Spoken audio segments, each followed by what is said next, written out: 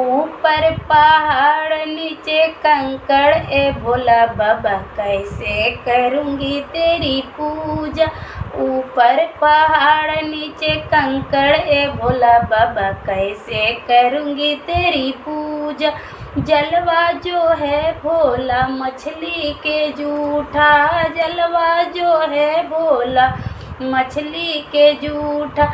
कैसे करूँगी तेरी पूजा, ए भोला बाबा कैसे करूँगी तेरी पूजा। ऊपर पहाड़ नीचे कंकड़, ए भोला बाबा कैसे करूँगी तेरी पूजा। फुलवा जो है भोला बगरा के जूठा, फुलवा जो है भोला बगरा के जूठा।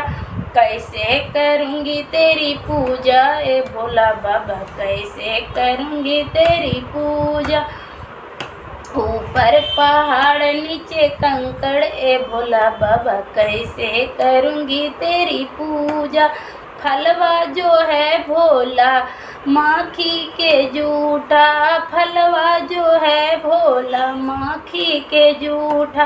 कैसे करूँगी तेरी पूजा, ए भोला बाबा कैसे करूँगी तेरी पूजा।